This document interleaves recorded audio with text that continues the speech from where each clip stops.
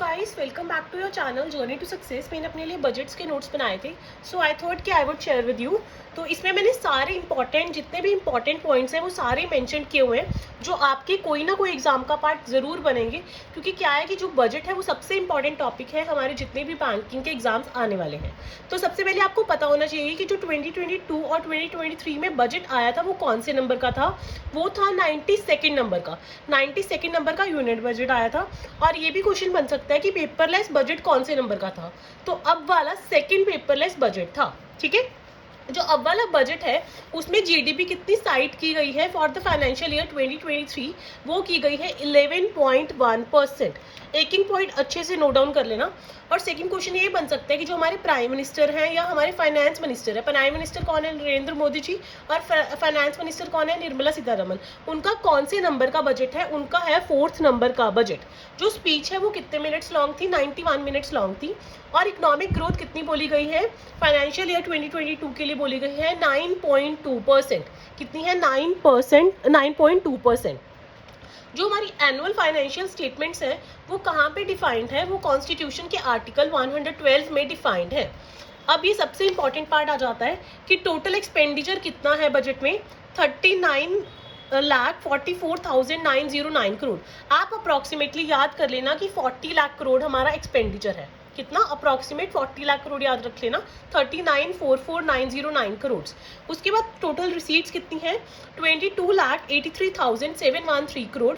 और इन दोनों का जब हम सब्ट्रैक्शन करेंगे तो हमारी बोरोइंग्स आ जाएंगी। बोरोइंग्स कितनी है, 16,61,196 करोड़।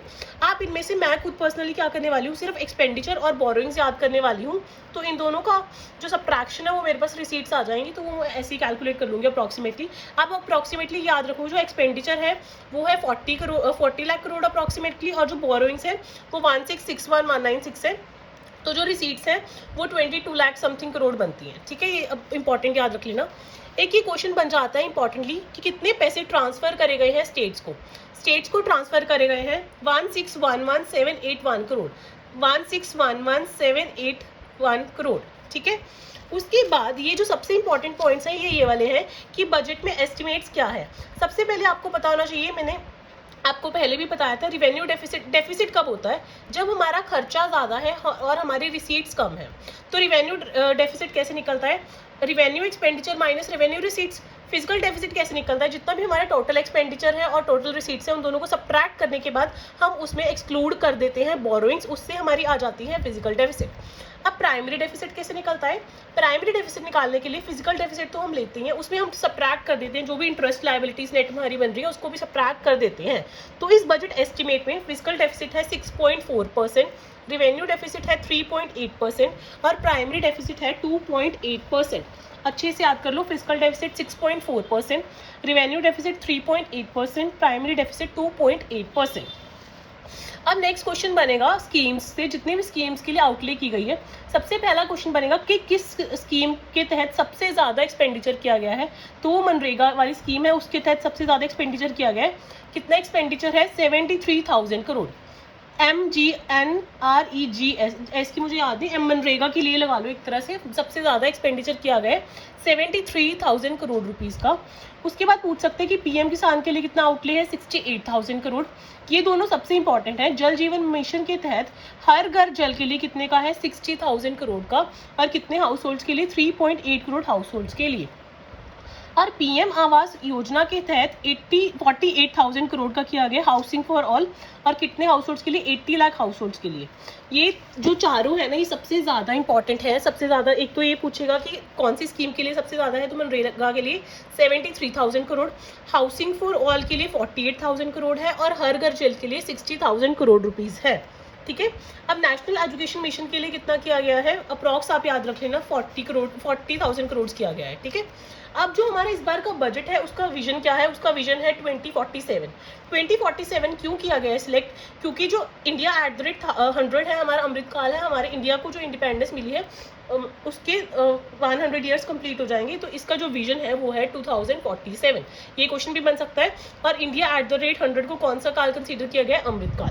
ठीक है, नेक्स्ट जो हमारा इस बार का बजट है उसमें 4 सेक्टर्स को सबसे ज़्यादा प्रायोरिटी दी गई है। एक तो है पीएम गति शक्ति, सेकेंड है इंक्लूसिव डेवलपमेंट, थर्ड है productivity enhancement and investment, sunrise opportunities, energy transition and climate change, और फोर्थ है फाइनेंसिंग ऑफ इन्वेस्टमेंट्स। ये जो चारों सेक्टर्स हैं इनको बाय हार्ट याद करके जाना, पीएम गति शक्ति, inclusive development, production enhancement and investment, sunrise opportunities, energy transition, climate change and financing of investments. अब जो सबसे इंपॉर्टेंट वैल्यूज हैं हम वो सारी डिस्कस कर रहे हैं। सबसे पहले जो पीएम गति शक्ति है, ये जो पूरा प्रोजेक्ट है वो 1 लाख करोड़ का है। कितने का है? 100 लाख करोड़ का है। कितने का? 100 लाख करोड़ का। और जो इस बार फर्स्ट टाइम जो इसके अंदर पैसे डाले गए हैं, आउटले डाली गई है, वो 20,000 करोड़ की डाली गई है। प्रोजेक्ट पूरा 100 लाख करोड़ का है, बट पीएम गति शक्ति के तहत जो इस बार फाइनेंशियल ईयर 2023 में जो आउटले की गई है वो डाली गई है 20,000 करोड़ की। ठीक है, इसके तहत 7 पैरामीटर्स हैं, ये 7 इंजन है, जैसे रोड हो गया, रेलवे हो गया, एयरपोर्ट हो गया, ये सब हो गए। ठीक है, अब नेक्स्ट क्वेश्चन बन सकता है कि कितने पीएम गति शक्ति कार्गो टर्मिनल्स बन रहे हैं? 100। कितने? 100। कितने ईयर्स में बन जाएंगे? 3 ईयर्स में। नेशनल हाईवे कितना एक्सपैंड होगा? 25,000 किलोमीटर। कितना होगा नेशनल हाईवे एक्सपैंड? 25,000 किलोमीटर। ये सारी वैल्यूज बाय हार्ट लर्न करके जाना, इससे बाहर कुछ नहीं आएगा, सारे इंपॉर्टेंट पॉइंट्स कवर्ड है। मल्टी मॉडल लॉजिस्टिक पार्क कितने हैं? 4। मल्टी मॉडल लॉजिस्टिक पार्क कितने सेटअप किए गए हैं? 4। कहाँ कहाँ में? एक नॉर्थ ईस्ट में, एक उत्तराखंड में, एक हिमाचल प्रदेश में और एक कश्मीर में। वंदे भारत ट्रेन कितनी है? 400। वंदे भारत ट्रेन कितनी है? 400। कवच आपको मैंने बताया था पहले भी कि ऐसी ट्रेन है वो आपस में टकराए ना, ऐसी टेक्नोलॉजी है, तो वो कितने रेलवे नेटवर्क तक होगी? 2000 किलोमीटर। कितना? 2000 किलोमीटर। जब भी कवच आएगा तो कितना याद रखना? 2000 किलोमीटर। अब जो पर्वतमाला योजना है उसमें कितने रोपवे प्रोजेक्ट्स हैं? 8। और हर एक रोपवे प्रोजेक्ट की लेंथ कितनी है? 60 किलोमीटर लेंथ। पर्वतमाला योजना के तहत 8 रोपवे प्रोजेक्ट्स हैं और हर एक की लेंथ है 60 किलोमीटर। ठीक है, अब ये पूछ सकता है कि इंटरनेशनल ईयर ऑफ मिलेट्स कौन सा है? 2023। ये सब बजट में डिफाइंड है, इसलिए इंपॉर्टेंट हो जाते हैं सारे points. International year of millets है 2023। अब पूछ सकता है वुमेन्स के लिए कितना वेलफेयर फंड है? 171,006 करोड़। 171,006 करोड़। और एजुकेशन के लिए है 104,238 करोड़। एजुकेशन के लिए है 104,238 करोड़। नेक्स्ट आ जाता है केन बेतवा इंटरलिंकिंग प्रोजेक्ट। जो केन रिवर है वो मध्य प्रदेश में है और जो बेतवा रिवर है वो उत्तर प्रदेश में है। केन कहाँ पे है? मध्य प्रदेश में। बेतवा कहाँ है? उत्तर प्रदेश में। दोनों प्रदेशों को हमें लिंक करना है, रिवर लिंकिंग प्रोजेक्ट है। और कितने किलोमीटर लॉन्ग है? 2 to 1 किलोमीटर लॉन्ग ये प्रोजेक्ट है। ठीक है, केन को बेतवा के साथ लिंक करना है, फ्रॉम केन टू बेतवा। और ये जो केन और बेतवा दोनों है ये किसकी ट्रिब्यूटरीज है? यमुना की ट्रिब्यूटरीज है। इसके लिए जो टोटल बजट प्रोजेक्ट का बजट है वो है 44,605 करोड़। 44,605 करोड़। बट ये याद रखना कि अगर पूछे 2022 से लेकर 2023 तक कितना एलोकेशन है? 1400 करोड़। ये ध्यान से चेक कर लेना पेपर में। अगर टोटल पूछा है तो है 44,605 करोड़ और अगर पूछा है इस साल के लिए तो 1400 करोड़। ठीक है, अब एक 2 डैम से याद रखना जो केन रिवर पर है, वो है DAUDHEN, दाऊदन डैम और गंगाऊ डैम। ये दोनों कहाँ पर है? केन रिवर पर है। और अगर आपको पूछे कि ये वाले तीनों डैम्स कहाँ पर है, ये बेतवा रिवर पर है। कौन कौन से? ब्राऊ सागर डैम, सुखवा दुखवा डैम और माता टीला डैम। ये तीनों कहाँ पर है? बेतवा रिवर पर है। अच्छे से याद कर लो, ब्राऊ सागर डैम, सुखवा दुखवा डैम, माता टीला डैम। अब ये बहुत इंपॉर्टेंट क्वेश्चन कि रैम कार्यक्रम के लिए कितना आउटले है? 6,000 crore.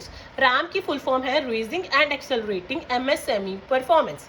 Raising and accelerating MSME performance. ठीक है, अब 1 क्लास 1 टीवी चैनल के लिए कितने चैनल्स बोले गए हैं? 200 चैनल्स बोले गए हैं। अर्लियर 12 चैनल्स होते थे, अब बोले गए हैं 200 चैनल्स। जो हमारी नेशनल एजुकेशन पॉलिसी है उसके तहत 6% ऑफ द GDP किसके अंडर जाएगा? एजुकेशन के अंडर। तो वो पूछ सकता है कि एजुकेशन में कितने परसेंट जाएगा? 6% ऑफ द GDP। ये भी बहुत इंपॉर्टेंट क्वेश्चन है, हम छोड़ जाते हैं पढ़ते हुए। टेलीमेंटल हेल्थ प्रोग्राम के तहत सेंटर ऑफ एक्सीलेंस खोले जाएंगे। कितने सेंटर्स खोले जाएंगे? 23। टेलीमेंटल हेल्थ प्रोग्राम के तहत सेंटर ऑफ एक्सीलेंस 23 खोले जाएंगे और इसकी नोडल एजेंसी है निमहंस, NIMHANS। और ऑल्सो IIIT बेंगलुरु भी इसके साथ है। डबल आई नहीं है, ट्रिपल आई है। ठीक है, IIIT बेंगलुरु। ठीक है, अब आंगनवाड़ी कितने अपडेट करे जाएंगे? बजट के तहत 2 लाख आंगनवाड़ी को अपडेट किया जाएगा। नेक्स्ट हमारा पॉइंट है PM डिवाइन योजना। PM डिवाइन योजना किसके लिए है? सबसे पहले ये पता होना चाहिए जो PM डिवाइन योजना है वो किसके लिए है। PM डिवाइन योजना है development initiative for north east. North east region की डेवलपमेंट के लिए पीएम डिवाइन योजना है और इसके तहत कितने पैसे दिए जाएंगे? 1500 करोड़। कितने? 1500 करोड़। उसके बाद आपको ये दो चीज़ों की फुल फॉर्म पता होना चाहिए, सीपेस की और एवीजीसी की। सीपेस की फुल फॉर्म है centre for processing accelerated corporate exit. Centre for processing accelerated corporate exit. AVGC की फुल फॉर्म है animation, visual effects, gaming and comic. ठीक है, वो पूछ सकता है कि एवीजीसी में जी किसके लिए है, जैसे सीपेस में सी किसके लिए है, तो सी सेकंड वाला कॉर्पोरेट के लिए है, फर्स्ट सेंटर के लिए है। तो ये फुल फॉर्म बाय हार्ट याद करके जाना। ऑक्शन 5G स्पेक्ट्रम का कब आएगा? 2022 में। ठीक है, अब जो ग्रीन बॉन्ड्स हैं उसमें इंडिया की पोजीशन क्या है? 17th पोजीशन है among green bond issuing Nations. और कितने के इंडिया ने इशू किए हैं? $16.5 बिलियन। कितने के इशू किए हैं? $16.5 बिलियन। नेक्स्ट है नेशनल आर्बिट्रेशन सेंटर कहाँ पे है? गांधीनगर गुजरात में है नेशनल आर्बिट्रेशन सेंटर। नेक्स्ट आ जाता है scheme for financial assistance to states for capital investment. ये ऐसे ही लर्न कर लेना, scheme for financial assistance to states for capital investment. इसके तहत कितनी आउटले है? 15,000 करोड़। ये तीनों बहुत इंपॉर्टेंट है। Corporate tax, income tax, disinvestment target. Corporate tax कितना कलेक्शन एक्सपेक्टेड है इस बार? 7,20,000 करोड़। इनकम टैक्स कितना एक्सपेक्टेड है? 7 लाख करोड़। और डिसइन्वेस्टमेंट का टारगेट है 65,000 करोड़। ठीक है, ये लर्न कर लेना। कॉर्पोरेट सरचार्ज इन्होंने कितना बोला है? 7%। कितना बोला है? Corporate surcharge 7%। और क्रिप्टो करेंसी पर कितना टैक्स लगेगा? 30% और 1% टीडीएस कटेगा। क्रिप्टो करेंसी पर ये बहुत इंपॉर्टेंट है, कितना टैक्स लगेगा? टैक्स कटेगा 30% और 1% टीडीएस। 30%। ठीक है, क्रिप्टो करेंसी पर टैक्स कितना है? 30%। नेक्स्ट है कि सबसे ज्यादा हमारी जो बजट है उसमें पैसे कहाँ से आ रहे हैं? बोरोइंग्स या अदर लाइबिलिटी से। कितने परसेंट आ रहे हैं? बोरोइंग से 35%। और सबसे ज्यादा पैसे जा भी कहाँ रहे हैं? खर्चा भी सबसे ज्यादा कहाँ हो रहा है? इंटरेस्ट पेमेंट्स में अप्रोक्सीमेटली 20%। ठीक है, अब ये क्वेश्चन बन सकता है कि जो कस्टम ड्यूटी है उस पे cut and polishes diamonds and gemstones पे कितना है कस्टम ड्यूटी? 5%। जो cut and polish diamonds and gemstones है उस पर कस्टम ड्यूटी कितना है? 5%। ये भी बहुत इंपॉर्टेंट क्वेश्चन है कि जो कोविड-19 के वैक्सीन हैं उसके लिए कितना आउटले किया गया इस बार बजट में? 5,000 करोड़। कितना किया गया है? 5,000 करोड़। नेक्स्ट है एंटी करप्शन ओम्बड्समैन लोकपाल। इस बार एंटी करप्शन ओम्बड्समैन लोकपाल के लिए कितना आउटले है? 34 करोड़ का। और इसके जो फर्स्ट चेयरमैन है वो कौन है? पिनाकी चंद्र घोष। कौन है? पिनाकी चंद्र घोष। और इसका आउटले पक्का याद रख के जाना, एंटी करप्शन ओम्बड्समैन लोकपाल का 34 करोड़। नेक्स्ट है हमने डिफरेंट कंट्रीज को एक्सटर्नल असिस्टेंस प्रोवाइड की है, हेल्प प्रोवाइड कर रहे हैं, पैसे दे रहे हैं। तो वो कितनी है टोटल? 6292। कितनी है? 6292.30 करोड़। 6292.30 करोड़। और इसमें से हमने मैक्सिमम लगा लो नियर अबाउट 1/3 ही हमने भूटान को दे दी है। कितनी है? 2266 करोड़। सबसे ज्यादा हमने भूटान को दी है। कितनी दी है? 2266 करोड़। एक ही क्वेश्चन बन सकता है कि ब्लैक बजट कौन से ईयर को बोलते हैं? 1973 और 1974 के बीच में जो बजट आया था उसको हम बोलते हैं ब्लैक बजट, क्योंकि इसमें डेफिसिट बहुत ज़्यादा था। बस ये लास्ट है जो सबसे इंपॉर्टेंट पॉइंट है, इसमें सारे बच्चे मार खा के आएंगे और गलती करके आएंगे। देखो बजट एलोकेशन की है हमारे इस बजट में डिफरेंट मिनिस्ट्रीज को। तो दो टाइप के क्वेश्चन बनते हैं इसमें कि मिनिस्ट्रीज को जब बजट एलोकेट हुआ तो किस मिनिस्ट्री में सबसे ज़्यादा इंक्रीज होकर बजट एलोकेट हुआ? तो वो है मिनिस्ट्री ऑफ कम्युनिकेशन, क्योंकि उसके बजट एलोकेशन में 93% की इंक्रीज हुआ था। बट अगर वो ये पूछें कि हाईएस्ट एलोकेशन किस मिनिस्ट्री में हुआ है तो वो मिनिस्ट्री ऑफ डिफेंस है। मतलब सबसे ज़्यादा पैसे मिनिस्ट्री ऑफ डिफेंस को मिले हैं। पर अगर पिछले साल के कंपैरेटिवली हाइक परसेंटेज देखें तो सबसे ज़्यादा इंक्रीज मिनिस्ट्री ऑफ कम्युनिकेशन में हुआ है। तो क्वेश्चन ध्यान से पढ़ना, अगर पूछा जाए सबसे ज़्यादा हाईएस्ट एलोकेशन किसको है तो मिनिस्ट्री ऑफ डिफेंस आएगा। और अगर पूछे हाईएस्ट इंक्रीज किस मिनिस्ट्री को है तो मिनिस्ट्री ऑफ कम्युनिकेशन आएगा। अभी लास्ट 6 पिलर्स याद कर लेना। 6 पिलर्स पार्ट ए के कौन कौन से हैं? Health and wellbeing, physical and financial capital and infrastructure, inclusive development for aspirational India, reinvigorating human capital, innovation and R&D, minimum government and maximum governance. मेरा मोटिव इसमें आपको सिर्फ इंपॉर्टेंट पॉइंट्स नोट करवाना था और कोशिश ये थी कि आपको सारी चीज़ें एक ही जगह पे कंपाइल्ड मैनर में मिल जाए ताकि आपको अच्छे से लर्न हो जाए। एक बार एग्जाम से पहले इसको ज़रूर रिवाइज करके जाना है क्योंकि बजट इज़ वेरी इंपॉर्टेंट। और मुझे कमेंट्स में बता देना कि आपको मेरा ये इनिशिएटिव कैसा लगा। मिलते हैं नेक्स्ट वीडियो में। Don't forget to like, share and subscribe.